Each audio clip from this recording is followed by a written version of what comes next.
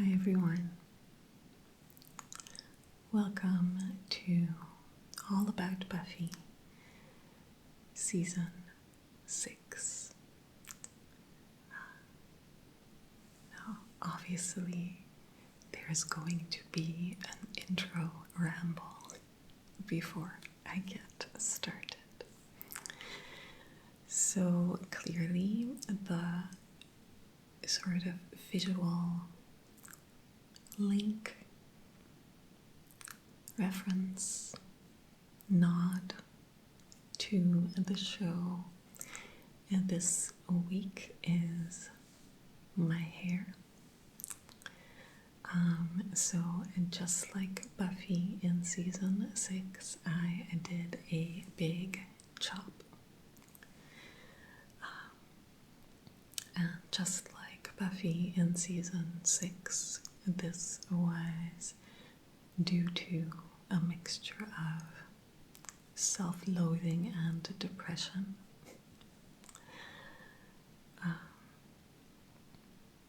And just like Buffy in season 6 in the episode Gone, it was invisible to you all for a while because in the season 4 and season 5 episodes of this series, it was already short. But it was up in the bun, and you cannot really tell when it's in a bun. I mean, you can, but you have to be looking. So, big chop. Now, just like Buffy, I cut it myself. It was both spontaneous and not. I had been thinking about it for a while, but the moment that I did it was like, okay, it has to go now. But unlike Buffy, I didn't have to go to a salon afterwards to get it fixed. One of the many benefits of curly hair, like, it just doesn't matter. You just go chop, chop, and it will look even. Doesn't matter what you do, it will look even. So yeah, now, most of you are super supportive and will probably be running to the comments to leave a compliment or a supportive comment, which is kind, and if you feel so inclined, feel free to do so. But I don't like it. I don't. At the same time, I am very glad that I did it, and I wonder why I did not do this sooner. So, yeah, I don't like it. And you, of course, can like it. Beauty is subjective, and we will all have our own opinions. But that's just my opinion. I gave it some time, because in the very beginning, I didn't like it at all. But I don't like change, so it was fairly likely that I was just reacting to such a big change after such a long time. So I gave it some time. It's been 2 months now since I cut it, and I can confidently say that I just don't like it. I prefer the long hair. I prefer the options that I had with the long hair. Just from an aesthetic standpoint. But all the other reasons just outweigh that by a long shot. So in that sense, I'm happy with it. I'm glad that I did it. But just aesthetically, I don't like it. So, and that's fine. That's fine. It really doesn't matter. Nothing matters. So, feel free to compliment the look if that is how you feel, but you don't have to convince me. I mean, feel free to compliment the look just from your perspective, but leave my perspective alone, okay? They're just opinions, and that's my opinion. So,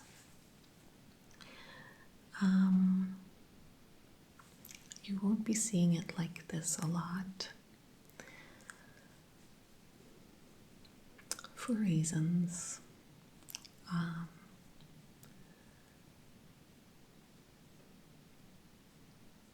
I mean, when it was long, I also almost never had it just down and loose. So even though it's less annoying to have it down now that it's short, it's still not super convenient. I can do it when it's close to, when it's just after wash day, so I washed it. What is time? Yesterday? I don't fucking know. Recently? I washed it recently, and then, I can have it down, but to sleep, I have to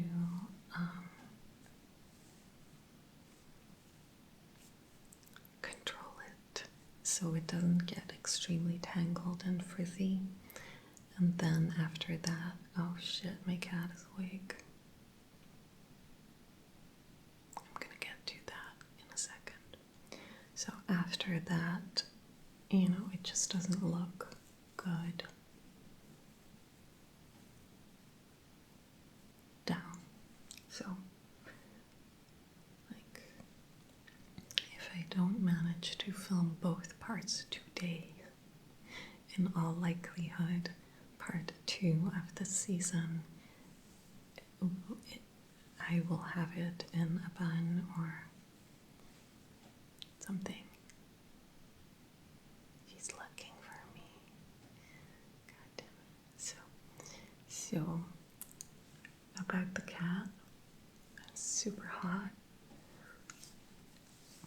So it is evening, and I am attempting to film. And the reason I can do that is because the fireplace is on. My dad lit the fire before he left. And that's why I am very warm. But that's why I'm taking the chance.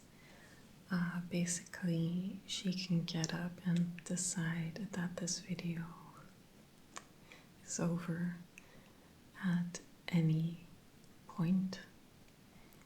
But because the fireplace is on, I won't be stuck in the cold while I cling to some hope that I might be able to finish it later in the evening or night.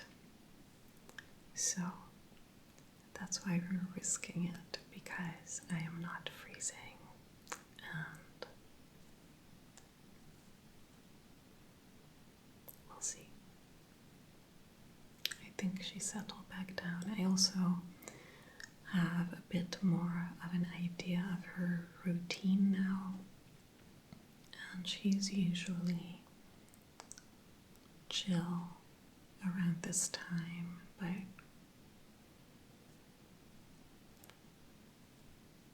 I think I've got about an hour. So maybe let's get started, right? Okay, so season 6. Right, so my two disclaimers, spoilers, all the spoilers, and opinions, all the opinions. Like I said, it's all subjective. The things I'll be saying are my opinions, and hopefully they can coexist alongside yours, even if they are not necessarily the same. Okay, season 6. So we've got the season 6 DVD box here. We've got Buffy looking super glamorous. So she's wearing a lot of makeup, like relatively for her.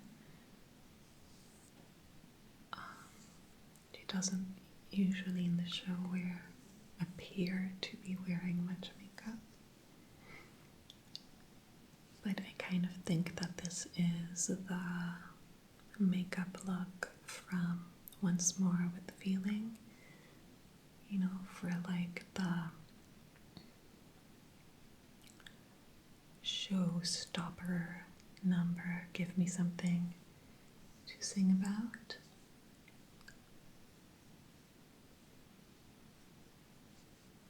This is kind of the makeup look that she had then, I think.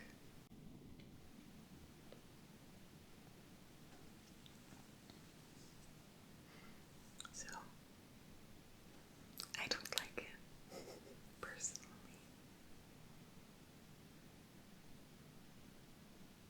But then again, I don't like change, so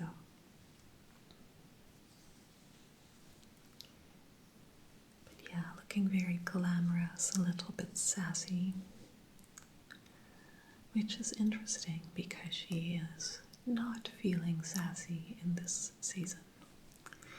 So, season 6 is dark. Season 6 is very dark. I would say that it is the darkest season of all of them. And I personally like season 6. So, season 2, 4, and 6 are my most rewatched seasons. So even though I like 3 a lot, I love 3, and 5 is a very, very good season as well. I just don't rewatch them. So 2, 4, and 6 I do rewatch. And season 6 is dark. It is bleak. It is painful to watch many, many times. There are so many moments that are just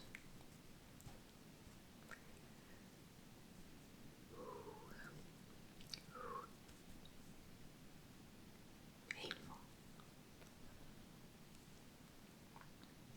Like Buffy just gets hurt. She just suffers in this season. So yeah, it's dark. It's not fun.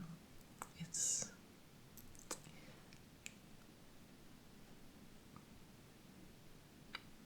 very different. And yet, I like it a lot. So, as usual, I'm going to be talking about the plot, then the characters and episodes. So,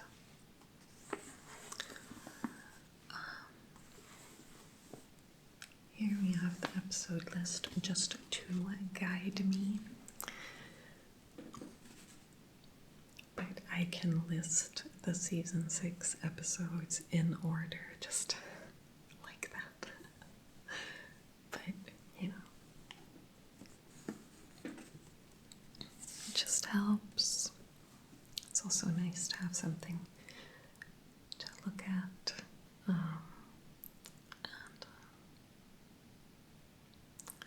the shadow is actually hitting it a bit annoyingly, though.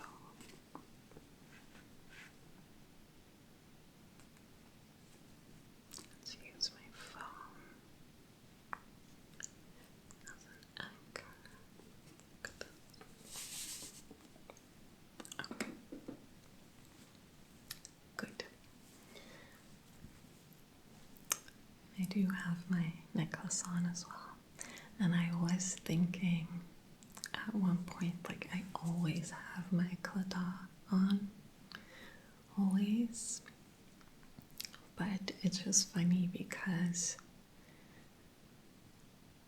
to me, the claddagh, you know, in the beginning, it was very much connected to Buffy, and my friend got it for me because it's linked to Buffy. But along the years, it just started being linked more to my friend than to the show. So I don't personally associate my claddagh with Buffy a lot, but I am always wearing it. Okay,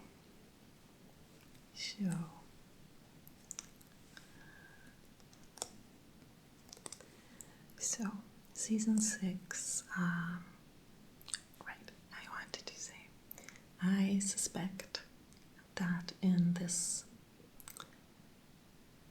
case, it's kind of going to be like season 3, where the plot description will be the longest, just because there's so much that happens. There's a lot of subplots.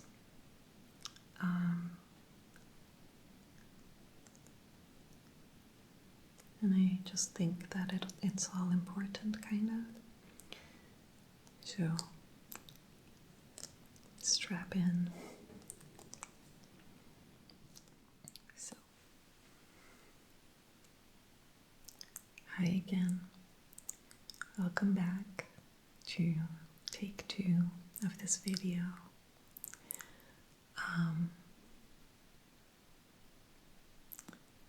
Things did not go well when I attempted to film this in the evening with the cat inside. So we will officially not be attempting that again. So it's the daytime, kind of going against the clock, but at least I'll know that what I film ends up being usable. Now, I think I already explained the first part. By the way, I really needed to keep that first part because I wanted to do the hair reveal in the season 6 video and you know, with hair like mine, you only have a limited amount of time that you can wear it down after wash day. I mean, once it goes up or once it goes into another style, you're done.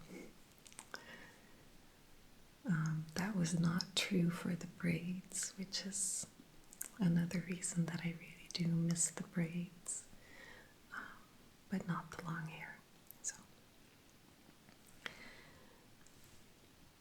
So I'm keeping that part and we're continuing. And I think I already talked mainly about season 6 generally. Don't quite know what I said, but just to possibly reiterate, season 6 is dark. It's dark, it's bleak, and it's depressing. And I really love it. I really like the way that this season isn't afraid to show just utter and complete hopelessness.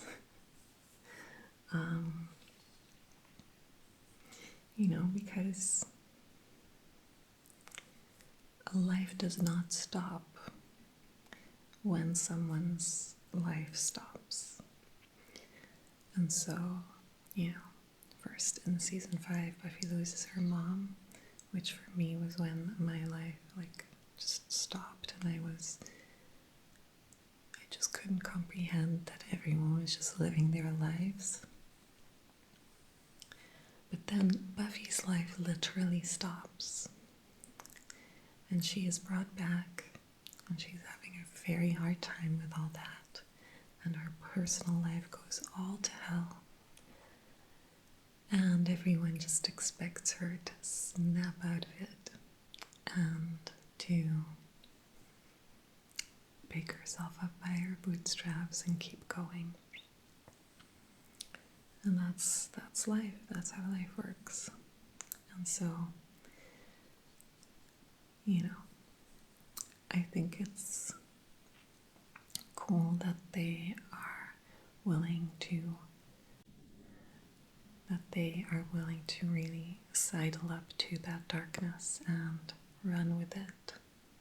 So, and now in terms of plot, which is what we're starting with, I have got my trusty listy list. Now, season 6 is one of those seasons that I can just easily name all of these episodes within a couple minutes, probably in order, just because I watch it so much. Season 2, 4, and 6 I watch the most. However, this does not mean that I'm going to have an easy time getting out the plot. Just because, kind of like in season 3, there's some subplots going on that are equally as important to the main story than the main plot, I guess. And that really tripped me up in season 3. So potentially this is going to get long. So sit back and relax and enjoy, hopefully.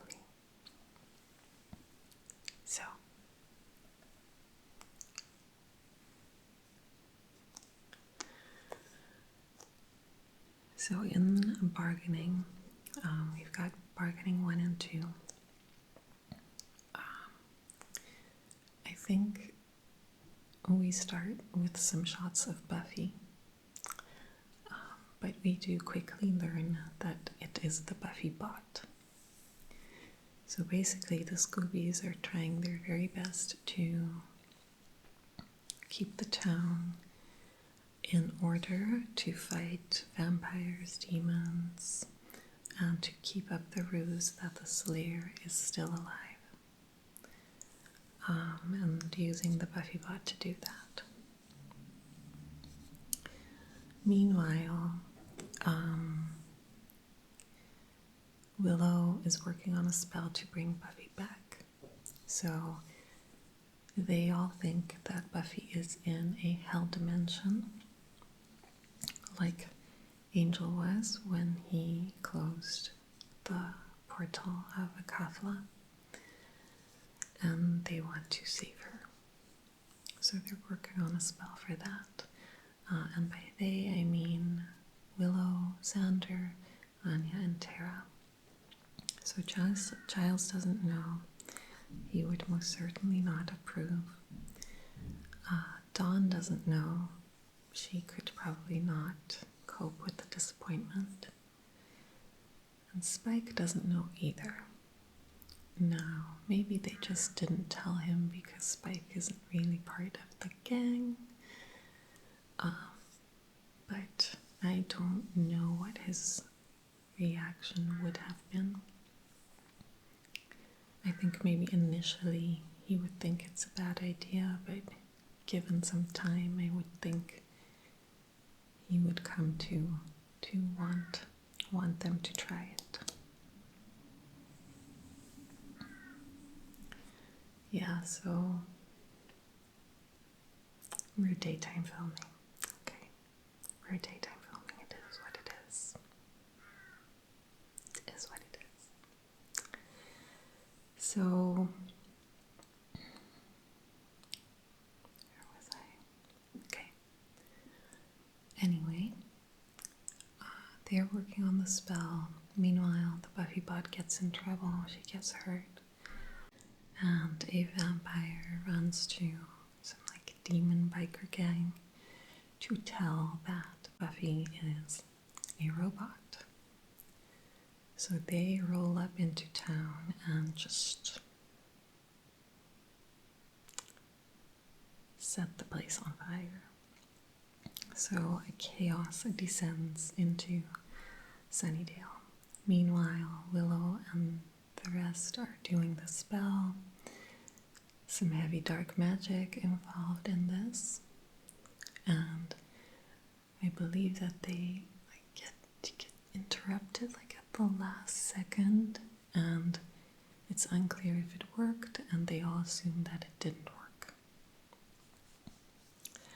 However, it did work, and Buffy wakes up in her grave. She has to crawl out of there.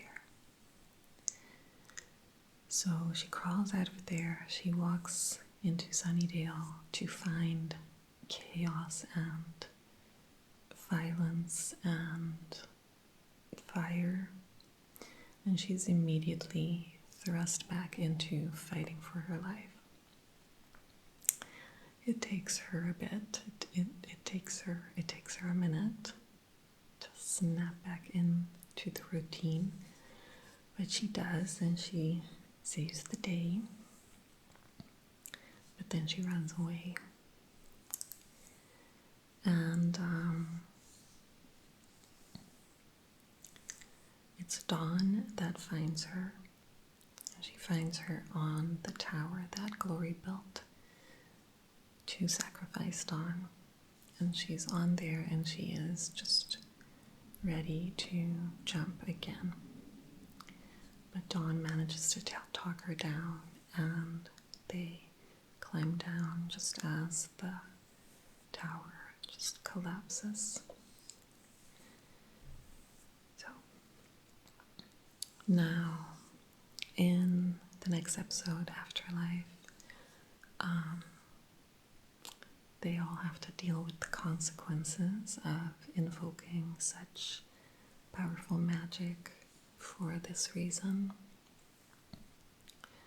And we learn that Buffy was in heaven.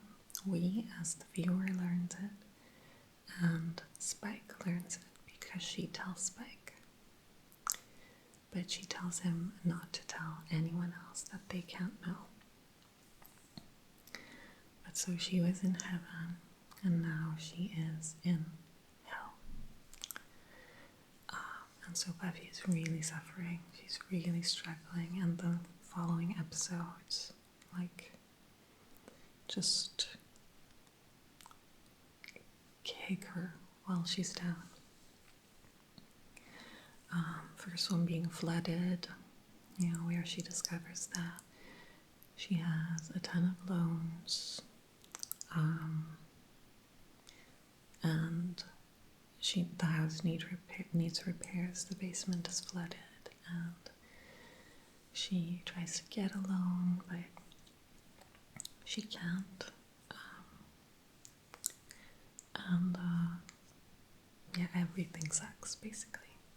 Giles also comes back, I think, in Flooded, and it's our first run-in with the trio. Now, about the trio, before we continue the plot. So, the trio consists of Warren, Jonathan, and Andrew, Tucker's brother. And so basically, they're a bunch of losers, and they want to use shortcuts to get riches and women and wealth and notoriety and whatever. Now, there are many complaints in the fandom about the trio. I also really hate the trio, but not for the same reasons necessarily as the fandom. So I've seen them categorized as a big bad many times, and they are not the big bad of this season at all, at all. They are just a catalyst to lead to other events that will create the big bad. So they are not the big bad. If they would have been the big bad, throughout the season, like Adam, I would have been very annoyed. And I definitely would not love season 6 as much as I do. So if the trio ended up being the big bad, I would have just can't imagine. But they are not. And as what they are, I think they're pretty good. Because maybe it's just me, but a trio of incels is just about the scariest thing that I can think of. Yeah? Seriously, show me any horror movie, any, and I will sleep like a baby. But force me to spend some time in some of these fora or message boards where these fucking incels, red pill idiots congregate, and I will fucking not sleep for a week. Per week. Okay? Monsters are not scary. Ghosts, ghouls, and goblins are not scary.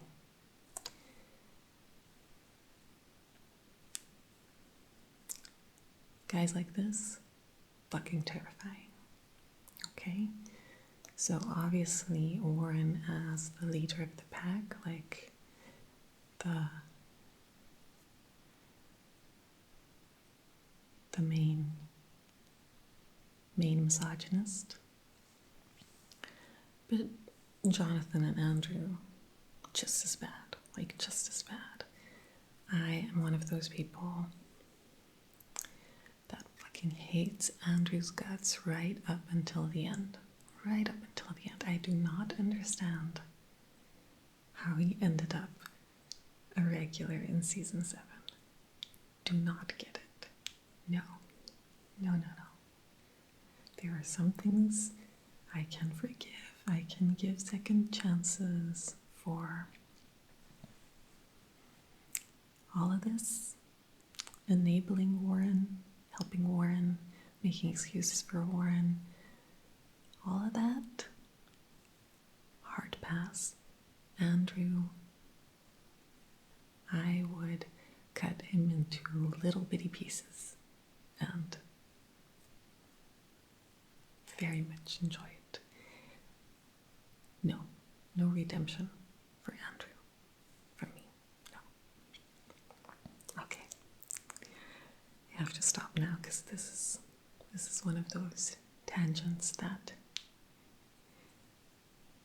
could require a take 3. But so the trio is introduced in Flooded, and the trio is not the big bad. They are important and they are terrifying. Arguably the most scary shit that ever goes on in this whole show.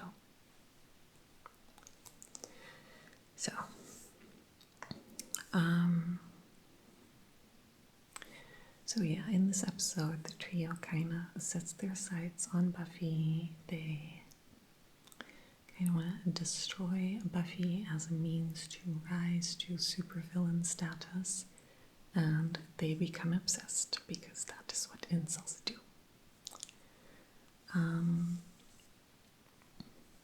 And so in Life Serial, there's more of that. The trio fucking with Buffy. And then All the Way. So, in All the Way, there is something important that happens that starts off another chain of events. So basically, Dawn's in trouble. Must be Tuesday. And Buffy just hands her off to Giles, as she's been doing, which is completely understandable because Buffy is very, very depressed. But no one seems to care about that because, fine, that is real life and that is factual, that is true. But it's really very frustrating and sad. But also in All the Way, Buffy, Willow, and Tara have an argument. They have an argument about magic and about how Willow resorts to magic too quickly, too much, and for everything. What does Willow do? She performs a spell to make Tara forget about the fight.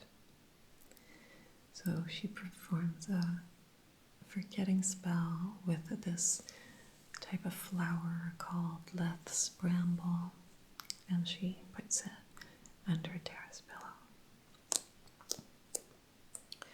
Now, then we have Once More with Feeling, which is amazing. I'm going to go more in depth into that episode and what I love about it in the episodes section of the video. But I'm going to stick to the plot here. And so a lot of important things happen in Once More with Feeling. So in the episode, someone summons a demon to Sunnydale who makes everyone sing and dance like they were in a musical. So it's a musical episode. But it is like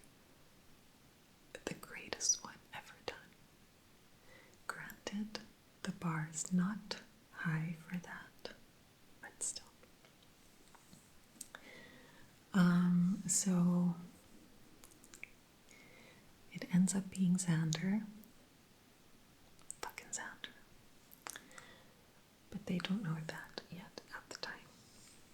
So everybody's singing and dancing. It's a problem because people kind of die in a very strange dancing manner. They just spontaneously combust.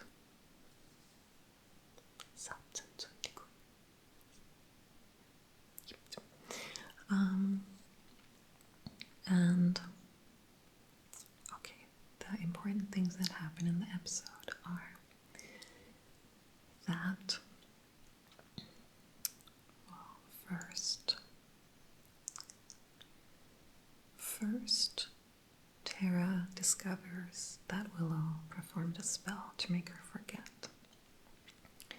Dawn tells her, like, I'm so glad you got over the fight. It gives me belly rumblings when you two fight. And Tara's like, we didn't fight. And then she discovers the spell that was done with the Let's Ramble that she pinned onto her blouse. As this is going on, Giles is singing to Buffy that he is standing in the way and that he has to leave because he is keeping her from reaching her potential, which, you know, fucking bullshit. Like the whole tough love, get over it, figure it out approach does not work on depression. But it's fine. Is it fine? Is that the moment that I lose all respect for Giles?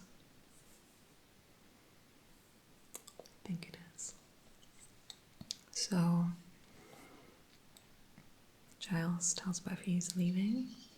Tara sings to Willow that she's done, and that they are over. She can't adjust to this disgust. We're done. So they break up. And then in the big showstopper number in the bronze for Sweet, the demon Sweet, Buffy, in her song Give Me Something, or Something to Sing About, she tells the group that she thinks she was in heaven. There was no pain, no fear, no doubt, till they pulled me out. And so everyone learns that she was in heaven. And then at the end of the episode, Spike and Buffy kiss. So there's like this big moment with the rising music, and Buffy sings, "This isn't real, but I just want to feel," and they kiss. And I really wish that both me and Spike would have taken heed of those words a bit more,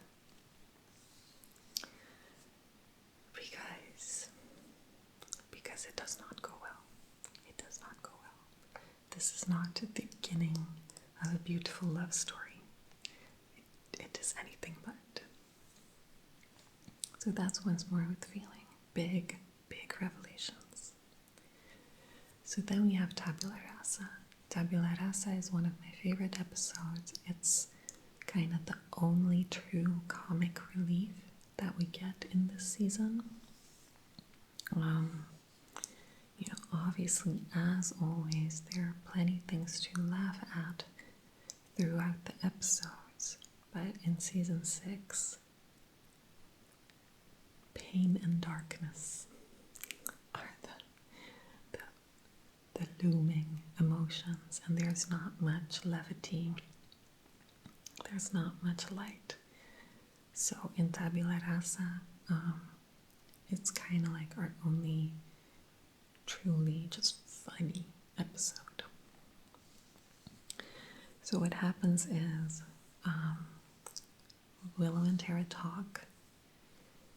Tara explains that it's done, but Willow kind of begs her not to leave and promises that she will go a month without magic. And Tara's like, go a week and we'll talk.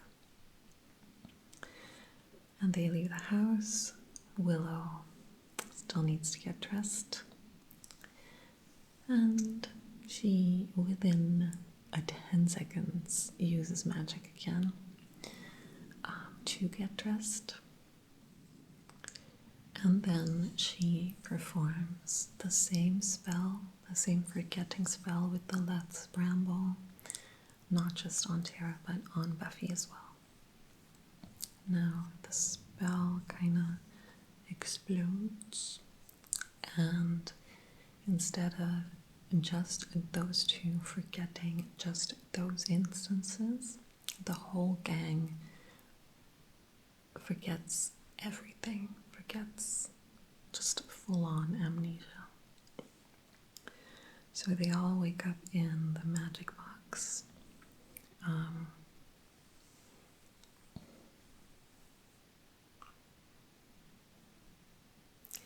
think this is the moment I lost all respect for Giles, because he still decided to leave after he knew what Buffy was truly going through and that she had been in heaven. He still decided to go. That was like, okay, fine. There are no decent men in this entire show. Which, factual. So, they all fall asleep, wake up without their memories, and hilarity ensues. It's so funny having them figure out who they are. Like Willow and Xander assuming they're together. Anya and Giles assuming they're together. Dawn and Buffy figuring out they're sisters. And Spike assuming that Giles is his father. Randy Giles. Why not just call me Desperate for a Shag Giles? I have a cousin, Randy. I always used to use that line to mock him. So, yeah, very funny, not super important to the plot, although I did very much enjoy Willow finding out she is gay a third time on the show. So, gay through and through. Take her memory away, put her in an alternate dimension. So, at the end, Willow breaks a spell. Well, the spell is broken accidentally. Everyone gets their memories back, and it's bad. It's very bad. Giles leaves.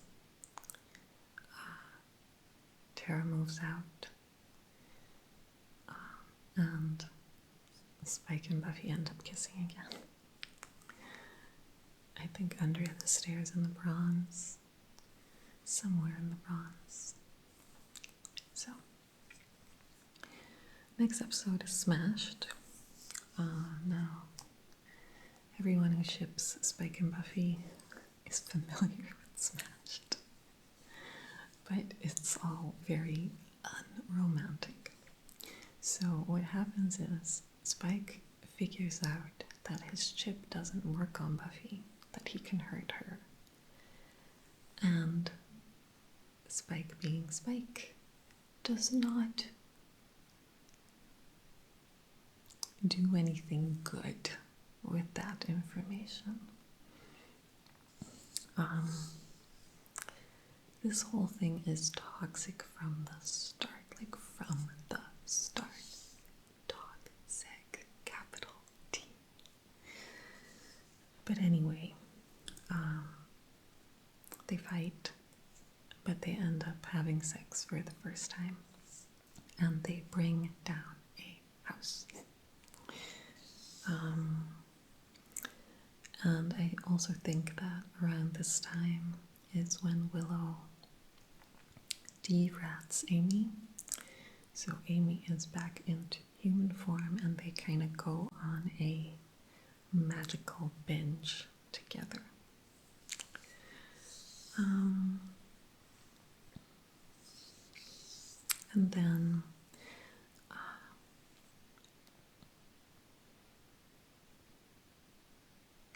somewhere around this time, we also see Rack again.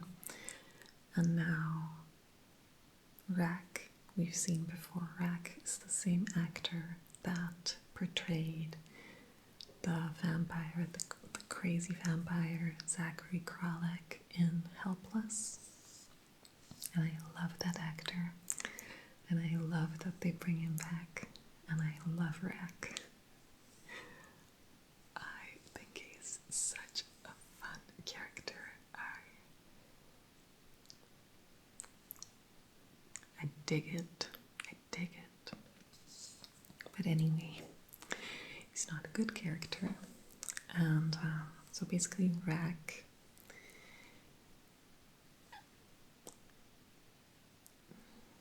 explain it. He has all of the magic, and he will give you magic juice in return for like taking a little walk inside of your brain or soul or past or life, or I don't even know. It's all very, well, let's just say the metaphor is thin. The metaphor is see-through. But so Willow spins out of control, and she ends up going back to Rack with Dawn. They get in a car crash. Dawn breaks something, and that's kind of the rock bottom that Willow needed to hit. It's all kind of like, yeah. No, it's fine, it's fine. Let's not go into it. But it's the rock bottom for Willow, and she decides that she wants to quit magic. And then we've got Gone. Buffy goes invisible. The trio turns Buffy invisible accidentally. And she really enjoys being invisible. And so Gone also leads to a lot of funny situations, but it's still a very serious episode at heart. But it is funny. And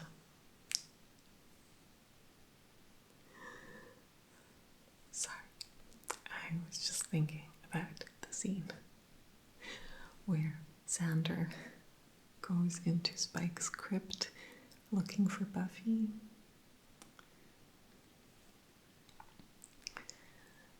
I'll just let you get back to your exercising. It's cold. So Gone is pretty funny.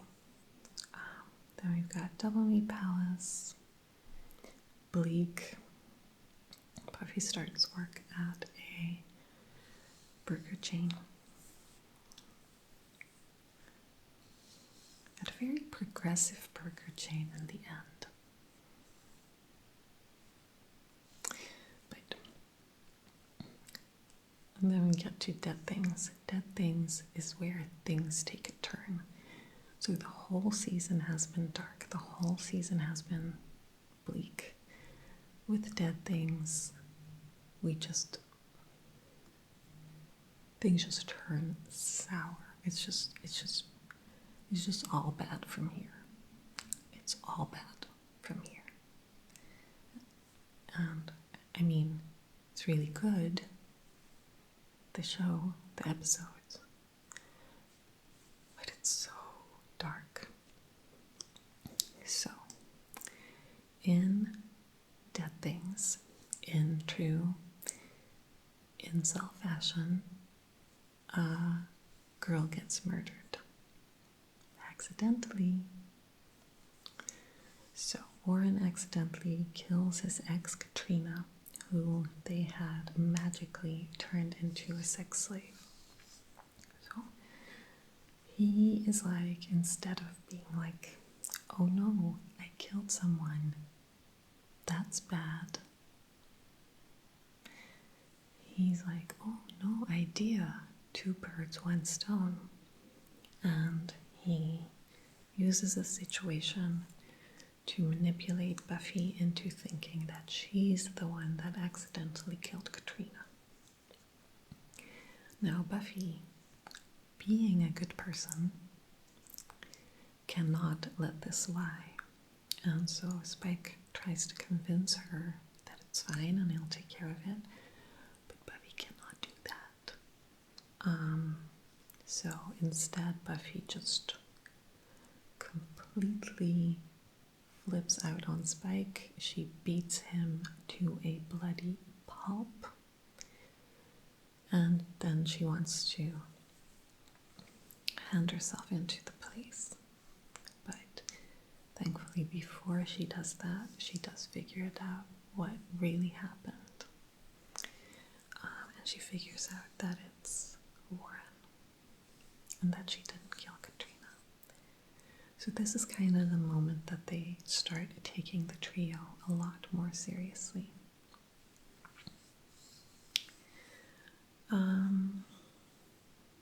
Older and Far Away. Buffy birthday. It's a Buffy birthday and it's a bad one. But we do get this funny moment with Spike and Cecily. I think it's in that episode that they see each other and she's like, William? I say Cecily, but I meant Halfrek, but you know. As you were, Riley comes back for an episode.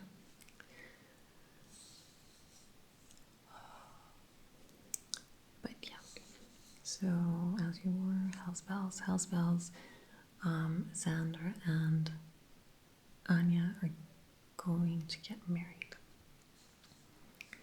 Now, all I'm going to say about this is Xander leaves Anya at the altar because fucking Xander.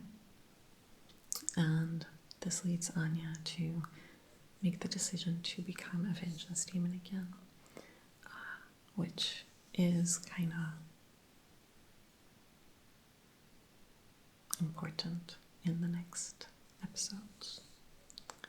So that's all I have to say about House Bells. Let me put this down.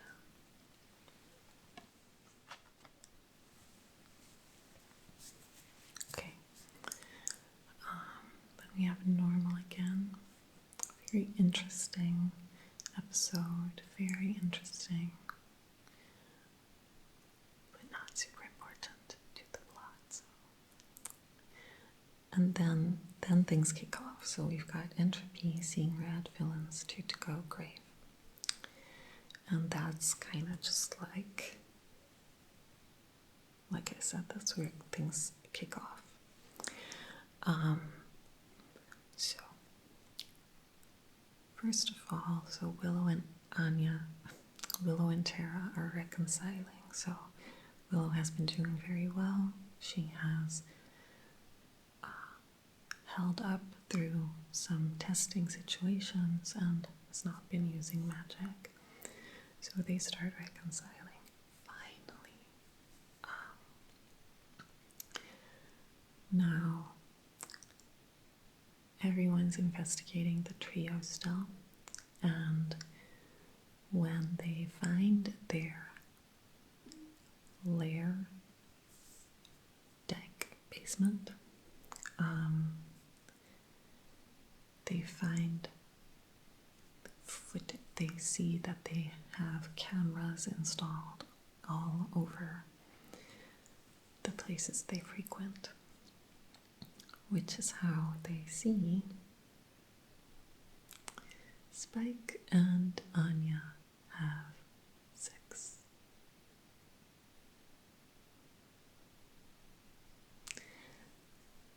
I realized that I did not specifically mention that Buffy put an end to their little arrangement.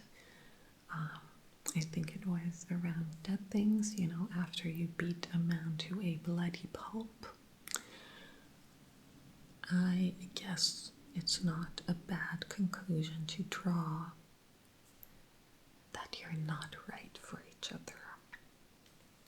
So Buffy never loved him, never had any feelings for him, like even just kindness or affection was very much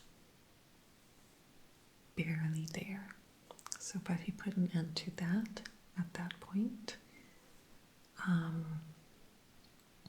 So they are not together. So it's not like he's cheating on Buffy, and it's not like Anya is cheating on Xander.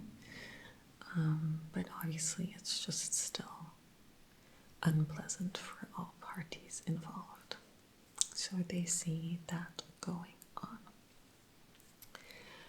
on. So they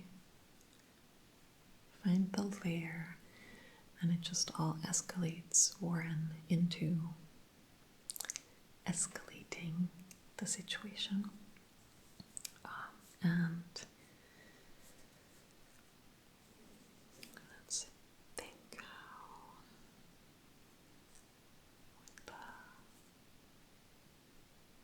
so in seeing red, Willow and Tara fully reconcile. I think that they make up, they sleep together, I think, and she stays over at Buffy's house. Meanwhile, the trio use some magic to superpower themselves, and Buffy gets very badly beaten. She gets very badly hurt, but she does make it out, and Jonathan and Andrew get arrested at this point, and Warren escapes with a jetpack, I think.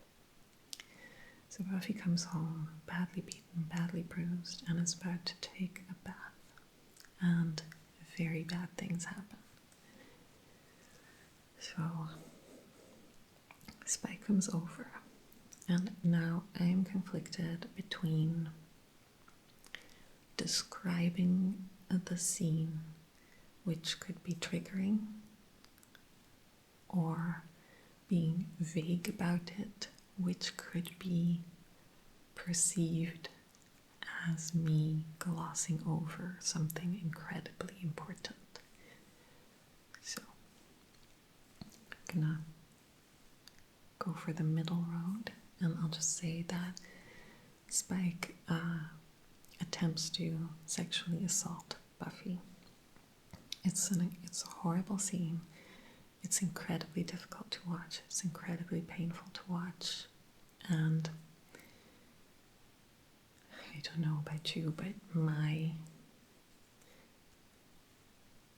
I never bounced back from that. So I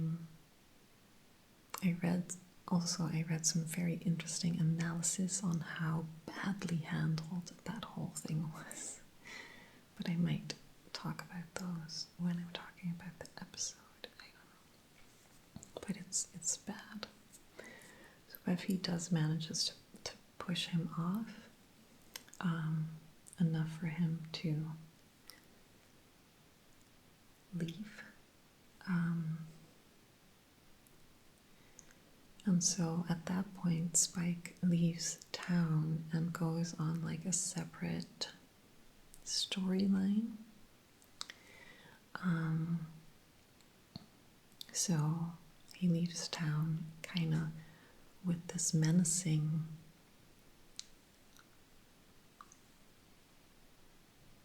line of, I'm going to go and give Buffy what she deserves. I'm going to get myself back or become myself again, and I'll give Buffy what she deserves. And at that point, at least to me, and I think to a lot of people, it is implied that he means getting his chip removed so that he can become a fully evil again. So, even though he can already hurt Buffy without his chip, just the way that scene is worded and framed very much implies that he wants nothing good at this point. That's how I see it. That's how a lot of people saw it. The showmakers disagree. But whatever. So Spike goes off on some journey to give Buffy what she deserves. And we meet up with him a couple times over the following episodes. So, in Seeing Red, is it in Seeing Red still? I think so. What also happens is Warren comes to Buffy's home with a gun, and he just gives a ridiculous, angry speech and starts shooting around. And so he shoots Buffy, and he shoots in the air a couple times, and he leaves. And so Buffy's in her backyard, bleeding. Xander's helping her call the ambulance, and all that's going on. And then we see that Willow and Tara, who have woken up together, who are happy, who are just finally able to move on, are standing in the bedroom, and Willow's wearing a white shirt, and there are suddenly red spatters all over the shirt. And I think Tara, the last thing she says is, "Your shirt." And then we see that Tara was shot in the chest, and she falls to the floor and dies. Gone, dead. Gone. So this broke my heart.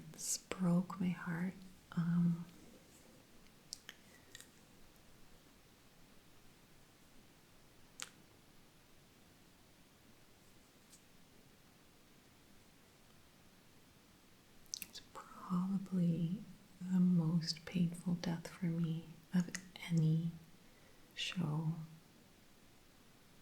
ever for me, because you all know Tara is my favorite character, like purely. I have other favorite characters.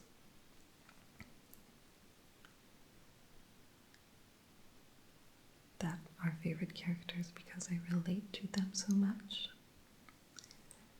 But Tara is all I want to be and never will be. You know, she was my light, she was my hope, she was my guide, my conscience, my angel. Ugh, that word will forever be ruined, won't it? And she's gone, so that broke me. And it broke Willow, obviously, broke Willow. So what we then see is, I think in Villains, probably we're now in Villains. It's Willow drops to the floor, calls upon Osiris, I think, to bring Tara back. And Osiris is like, no, Tara died of natural causes. We can't bring her back. I think Willow inflicts some pain on Osiris at that point as well. So we can already see just how powerful Willow is, but we knew that already, but still very powerful at that point already. She can't help Tara. So she goes on a rampage.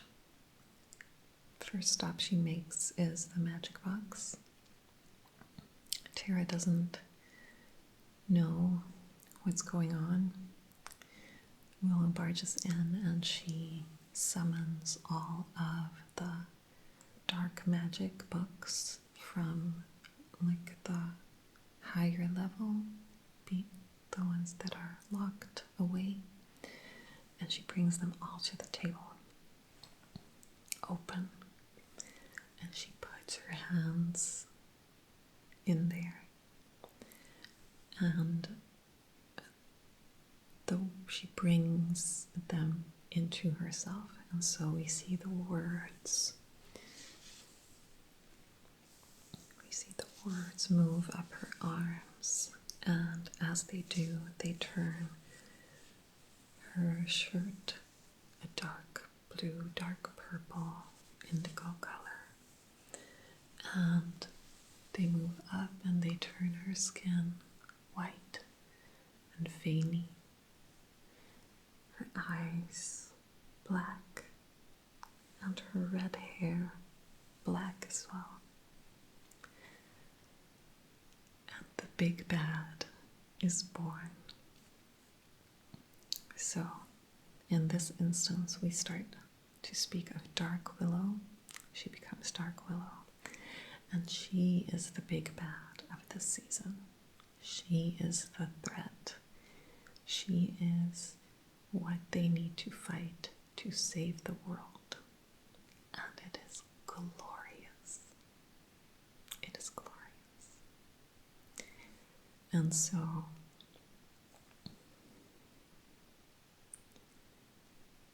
the trio is not the big bad.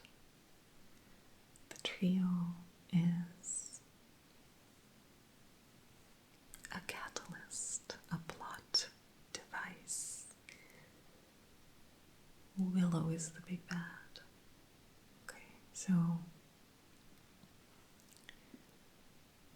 just like how in season 3, it starts with the mayor, but what we don't realize is that it's Faith we're going to have to deal with and fight with in the end, not as the big bad, but still, it's like this. Like, it starts with the trio, but it's Willow who we're going to have to deal with and fight with in the end. And I love it.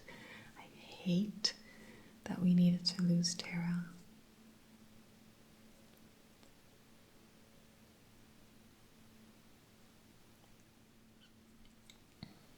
Okay, so there some sort of hum now. I don't know what it is. I think it's some sort of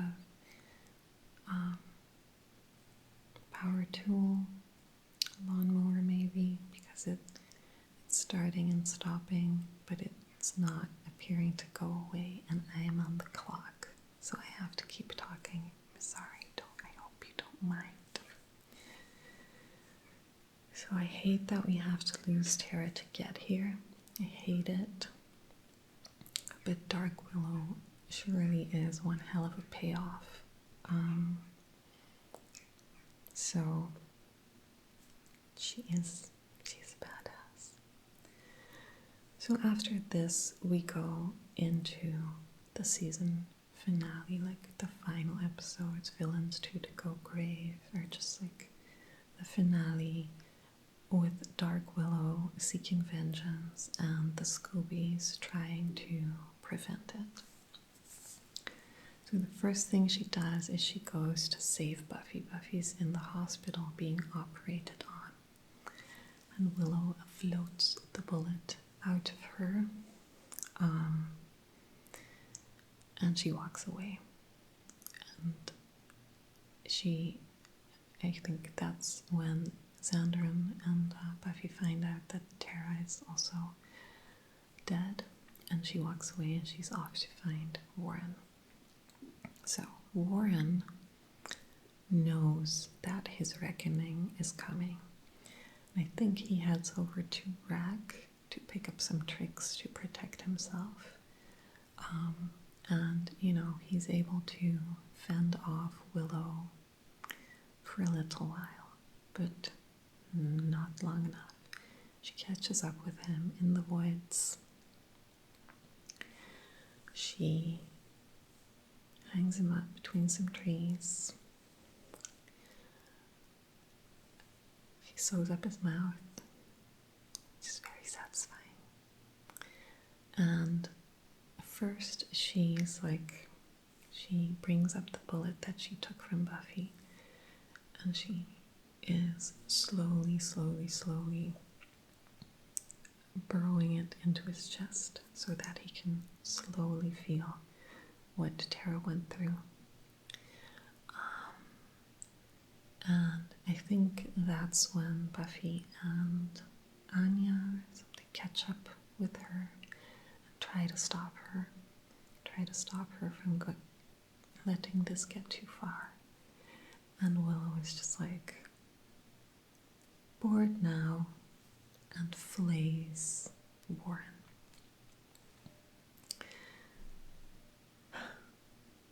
It is beautiful. It is beautiful. It's beautiful. And it is one of the main reasons I will never read the canon comics, because in the canon comics that pick up after season 7, Warren did not die. Amy was there and saved him. And so Warren comes back for some bullshit. And that does not happen in my world. That does not happen in my universe. Buffy ends at season 7, and that is it. There are other reasons that I will never read the comics, but that's an important one. So, Warren's dead. 1 down, 2 to go. So Willow sets off to find Jonathan and Andrew. Buffy sets off to save Jonathan and Andrew. Willow's magic is also kind of depleted, so she also still stops by Rack and completely squeezes him dry and just like juices him and takes all his magic. And then there is a standoff in the magic shop. So there's a standoff in the magic shop, and Giles is back. And he brought some power with him. So he's being powered by a coven in England, and he appears to be quite a match for Willow. And so he, like, traps her.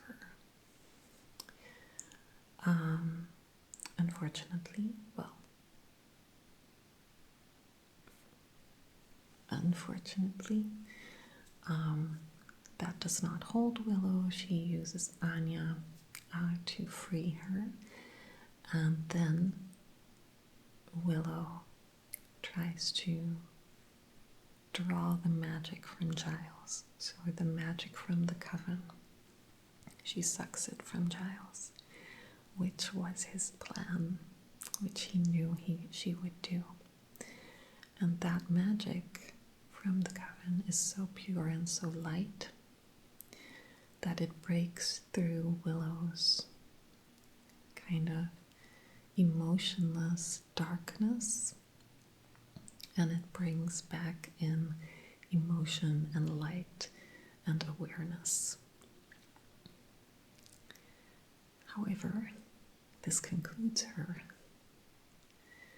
that the world is pain. The world is pain, and it's not enough to kill Jonathan and Andrew. The world is pain, and the world needs to end. And so Willow goes to end the world. She raises this temple from deep under the ground in Sunnydale, and she wants to bring upon the apocalypse, which is cool. And I would have been totally fine if she succeeded and that was the end of the show. I would have been a-okay with that. Just dandy. Dark Willow ends it all. Unfortunately, fucking Xander needed to be useful of some sort. And so they bring him in to stop this apocalypse with this whole speech of no, blah, if the world is gonna end, there's no place else I'd rather be than here with you. You're my best friend, I love you, I've always loved you. Yellow crayon, blah, blah, blah. And the spell breaks and Willow returns back to Willow, breaks down, and the world does not end. Xander saved the day. So there's that. Now, at that point, we catch up with Spike. And so we've been catching up with him a couple here and there, and he has been going through trials. He has to succeed 3 trials in order for him to be worthy of getting what he wants. So he succeeds in the trials. Yet again, he says menacingly, so now give me what I need to give Buffy what she deserves. Or I don't know what the words he uses, but it's very clearly not nice and positive and like redemption-y. And so the demon is like, yes, we will give you what you want. We will restore your soul. And there is a flash of light, and Spike gets his soul back, and the season ends. Yeah, so that's the plot. My battery's low. I've got 5 minutes until my sister is going to be here, but I'm still going to talk for a little bit. So that is the plot. I love how they built up all of that. Love Dark Willow and all of that. And I just like the darkness of the season.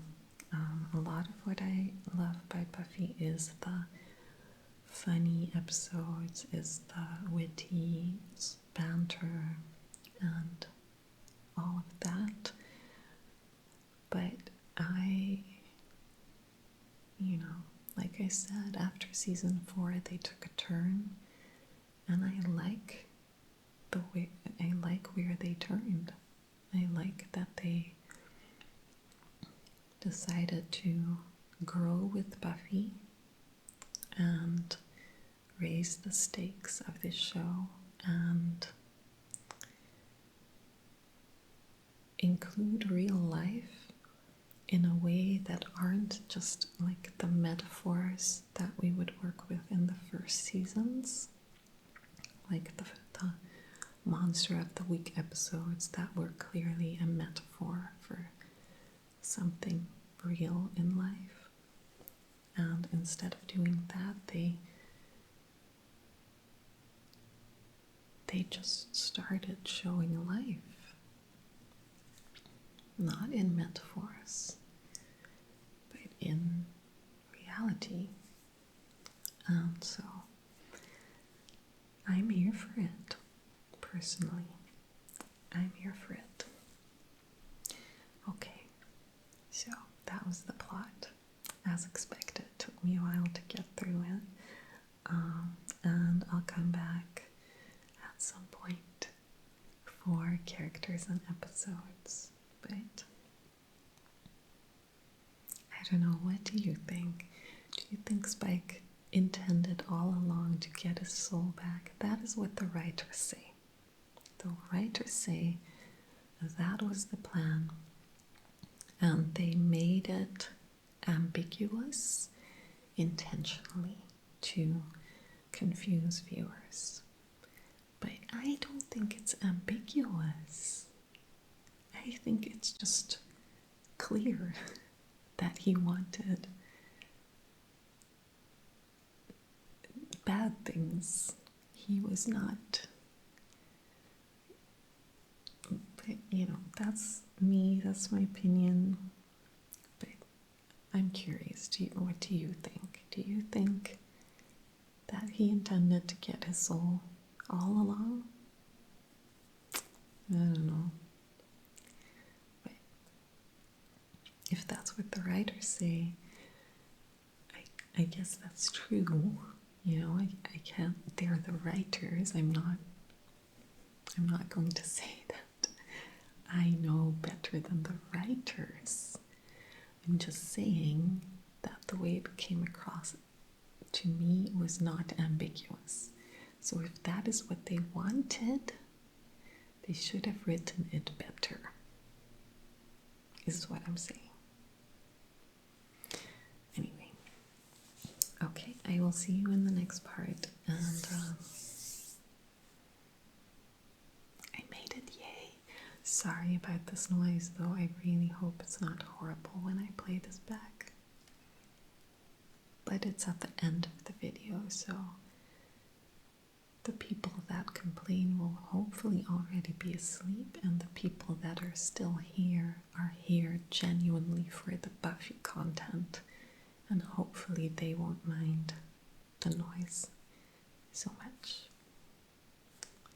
Okay. Bye.